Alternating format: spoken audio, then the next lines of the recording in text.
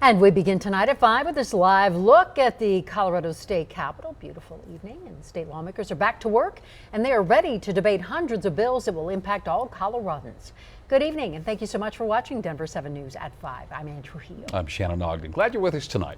History made on this first day of the legislative session. That's right. Junie Joseph is the first Haitian American to be a state lawmaker. Also, for the first time, women make up the majority of lawmakers at the Capitol. Denver 7's Megan Lopez live at the Capitol, and some fireworks on day one, Megan.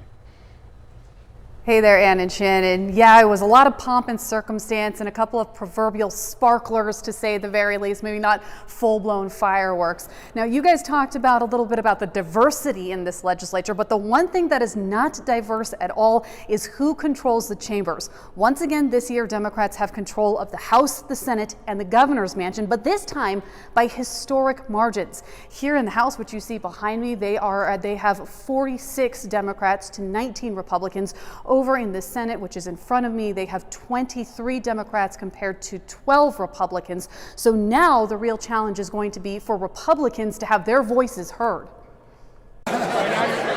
On the House floor of the Colorado State Capitol, the beginning of the legislative session started much like a lot of days in this chamber, late. As per usual, the House is waiting on the Senate. The floor a lot more crowded than normal, with 30 brand new lawmakers being sworn in, along with 34 returning ones. Please raise your right hand. This year in the two chambers, Democrats hold a commanding majority, meaning they'll be able to pass just about anything they want. In the Senate, we've never really seen anything like this, and I do think it's a vote of confidence from Colorado voters. But that doesn't necessarily mean it's smooth sailing. Case in point, I nominate Representative Julie McCluskey for Speaker of the House. The House Speaker election, historically a shoo-in for the majority party with a unanimous vote, but this time, I would like to nominate Representative Scott Bottoms for Speaker of the House. Anything but. A freshman Republican broke with tradition to try to elect another freshman, saying he cannot support a speaker who allows abortions. I cannot endorse with my vote someone who has made a thing out of another human being, especially for purposes of revoking the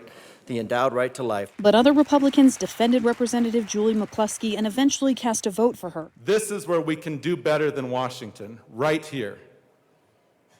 It's not against one of my colleagues, it's a respect for the institution. Afterward, Republicans chalked it up to a diverse caucus. Well, that's the beautiful thing about every one of these individuals here is they all think on their own. They all have their own ideas. They're not going to follow like sheep down the road. During the opening speeches, priorities and promises, from affordable housing to more gun reforms. Senator Sullivan will introduce a bill to expand and improve Colorado's extreme risk protection orders. But like the legislative sessions before, gun reforms will likely mean partisan fights and long nights. We have a lot of conversations about red flag laws and how is it that we can try to preemptively keep firearms away from people, and yet we're ignoring convicted criminals.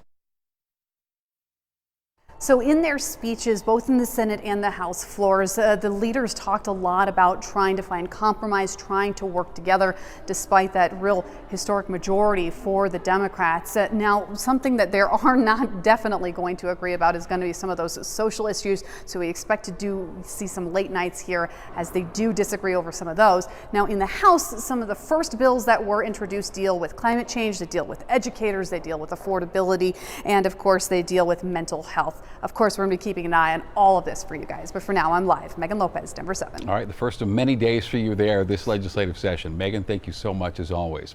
And a state lawmaker facing several charges resigned today, just hours before the new session began. Tracy Burnett's a Democrat for House District 12. That's in Boulder County. She's accused of lying about where she lives so she could run in a more politically favorable district. A vacancy committee will choose her replacement.